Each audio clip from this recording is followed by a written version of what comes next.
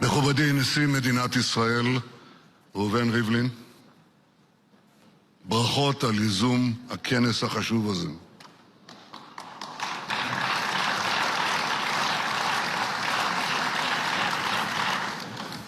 אחיי ואחיותיי ניצולי השואה, מכובדיי חסידי אומות העולם, the righteous among the nations who risked not only their own lives, but the lives of their families to save Jews during the Holocaust.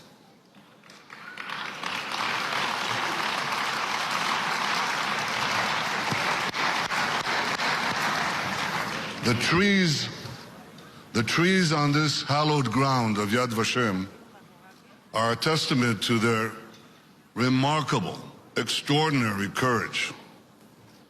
Your Majesties, Your Royal Highnesses, Presidents, Mr. Vice President, Prime Ministers, and the many distinguished guests and dignitaries assembled here.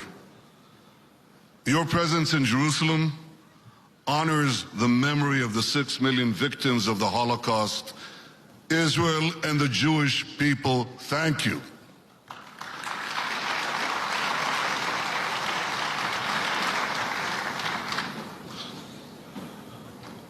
אושוויץ בירושלים, תהום ופסגה. אושוויץ ההשמדה, ירושלים התקומה. אושוויץ השיעבוד, ירושלים החירות. אושוויץ המוות, ירושלים החיים. לפני 75 שנים יצא עמנו, העם היהודי, מגיא ההריגה הגדול בתולדות האנושות. הניצולים הם אינם שוכחים דבר. את חוסר האונים, את הסבל האינסופי, את הלהבות והעשן, את השכול והאובדן. בד בבד הם זוכרים בהכרת תודה עמוקה את יום השחרור, את כניסת הצבא האדום לאושוויץ, את ההקרבה העצומה של בעלות הברית, של החיילים והעמים כאחד. אני בא לכאן עם הנשיא ריבלין והנשיא פוטין מטקס מרגש של חנוכת אנדרטה לזכר חללי המצור על לנינגרד. וזוהי דוגמה אחת למחיר הבלתי נתפס של הניצחון על הנאצים. אבל דווקא ביום הזה חייבים לומר, בשביל 6 מיליון בני עמנו, ביניהם 1.5 מיליון ילדים, שערי הגיהנום נפרצו מאוחר מדי. ולכן ביסוד התקומה של מדינת ישראל מונח ציווי אחד מרכזי: לא תהיה שואה נוספת.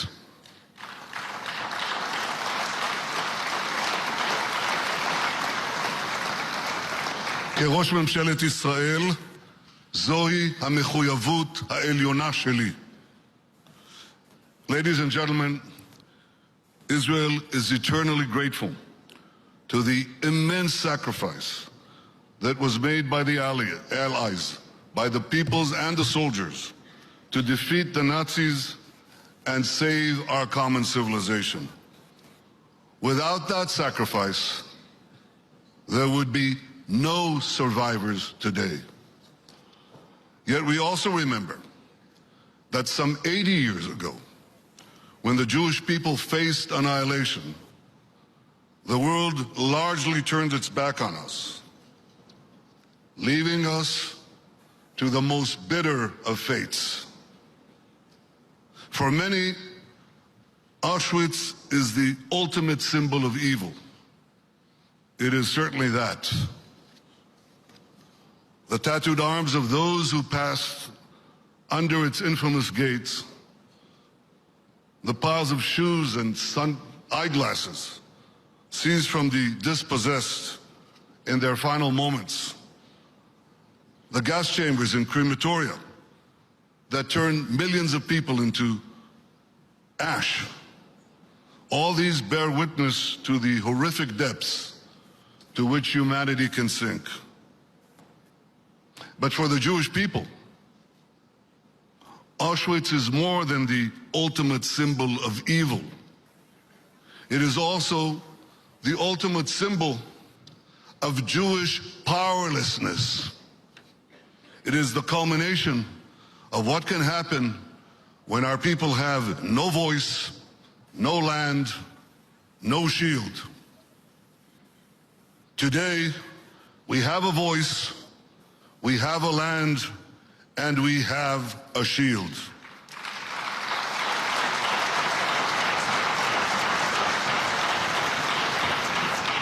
Today, our voice is heard in the White House and in the Kremlin, in the halls of the United Nations and the American Congress, in London, Paris, and Berlin, and in countless capitals around the world, many of them represented here by you. Today, we have a land, our ancient homeland, which we brought back to life, to which we ingathered the exiles of our people, and in which we built an advanced and powerful state. And today, we have a shield, and what a shield it is.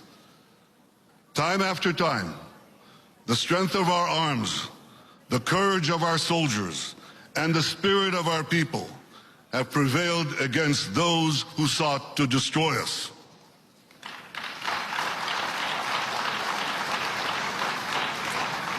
Our hand is extended in peace to all our neighbors, and a growing number of them are seizing it to build with Israel bridges of hope and reconciliation. Ladies and gentlemen, the Jewish people have learned the lessons of the Holocaust,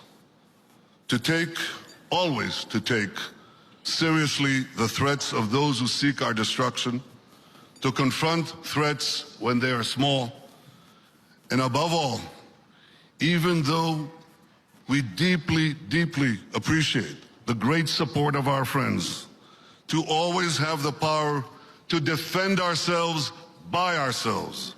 We have learned that Israel must always remain the master of its fate.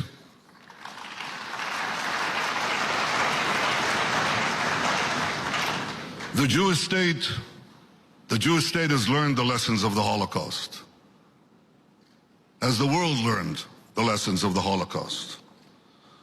There are some signs of hope, and this extraordinary gathering is one of them. Today, the dangers of racism, hateful ideologies, and anti-Semitism are better understood.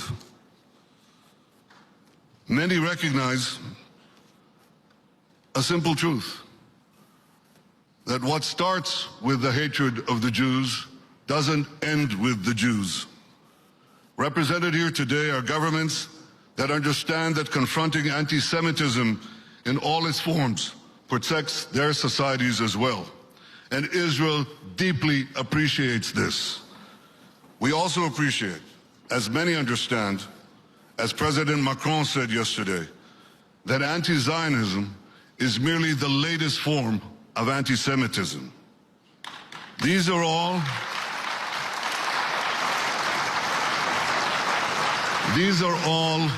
real signs of hope and understanding and cognizance of how to protect our civilization and our world.